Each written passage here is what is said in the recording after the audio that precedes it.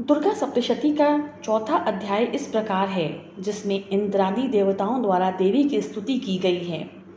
महर्षि मेधा बोले, देवी ने जब पराक्रमी दुरात्मा महिषासुर को मार गिराया और असुरों की सेना को मार दिया, तब इंद्रादि समस्त देवता अपने सिर को झुकाकर भगवती की स्तुति करने लगे।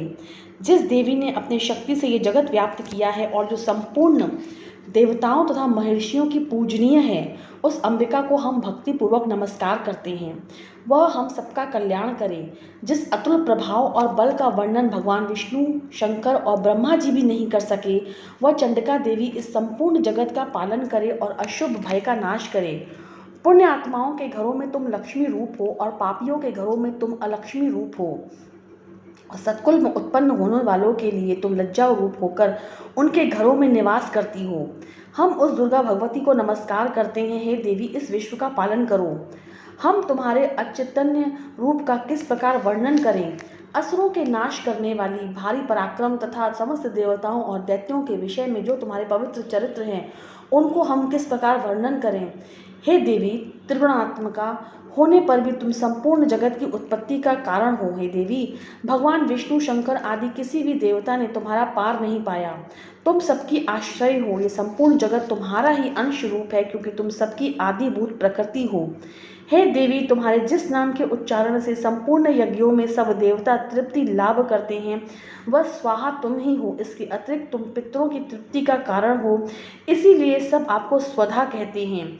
हे देवी, वह विद्या जो मोक्ष को देने वाली है, जो अचैतन्य महाज्ञान स्वरूपा है, तत्वों के सार को वश में करने वाले, संपूर्ण दोषों को दूर करने वाले, मोक्ष की इच्छा वाले मुनिजन जिसका अभ्यास करते हैं, वह तुम ही हो। तुम वाणी रूप हो और दोष रहित ऋग तथा यजुर्वेदों की एवं उद्गीत और सुंदर पदों के पाठ वाले सामवेद की आश्रय रूप हो। तुम भगवती हो।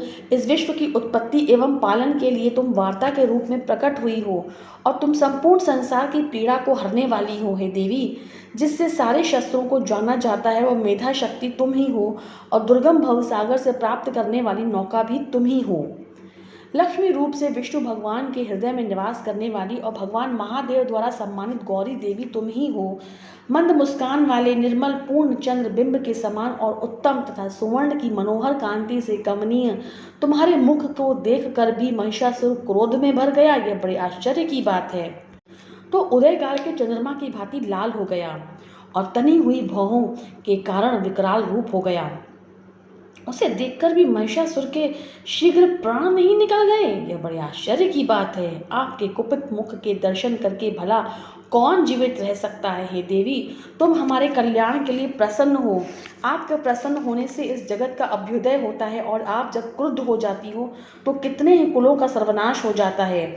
यह हमने अभी अभी जाना है कि जब तुमने महिषासुर की बड़ी सेना को मारते वे नष्ट कर दिया। हे देवी, सदा अभ्युदय देने वाली, तुम जिस पर प्रसन्न हो जाती हो वही देश में सम्मानित होते हैं। उनके धर्ष और यश की वृद्धि होती है।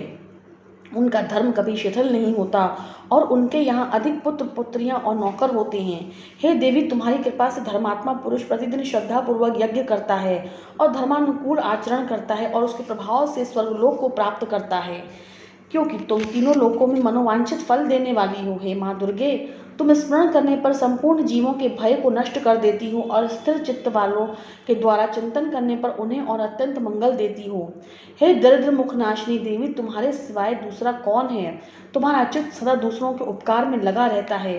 हे देवी, तुम शत्रुओं को इसलिए मारती हो कि उनके मारने से दूसरों को सुख प्राप्त होता है।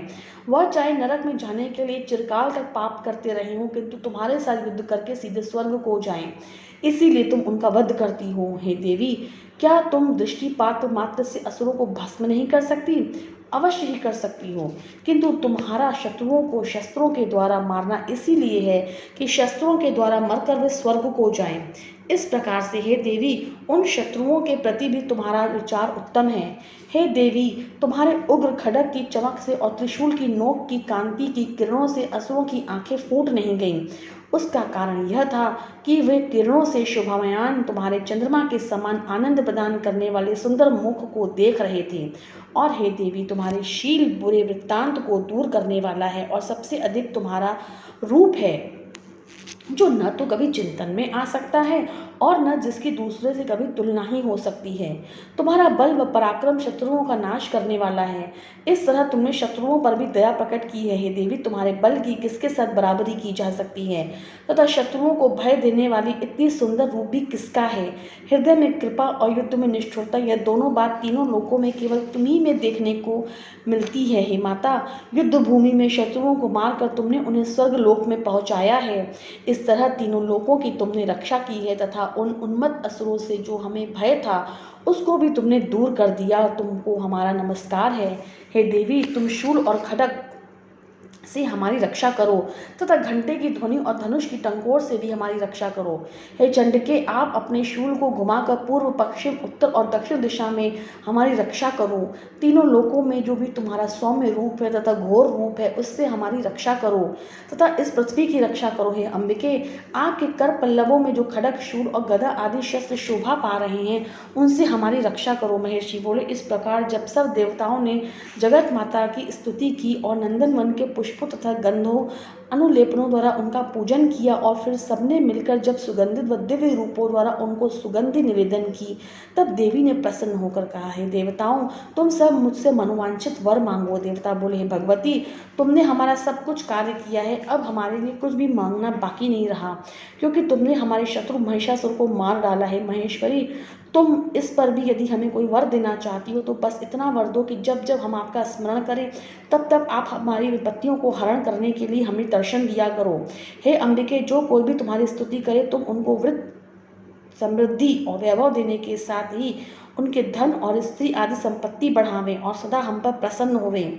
महर्षि बोले, हे राजन, देवताओं ने जब जगत के लिए तथा अपने लिए इस प्रकार प्रश्न किया तो बस तथास्तु कहकर देवी अंतर ध्यान हो गई हैं। भूप, जिस प्रकार तीनों लोकों का हित चाहने वाली वह भगवती देवताओं के शरीर से उत्पन्न हुई थी वह सारा वृत्तांत मैंने कह दिया है। दुष्ट असुरों तथा शुंभ निशुंभ का वध करने और सब लोगों की रक्षा करने के लिए जिस प्रकार गौरी देवी के शरीर से उत्पन्न हुई थी वह सारा वृत्तांत मैं तुम्हें वर्णन करता हूँ। जय माँ दुर्गा।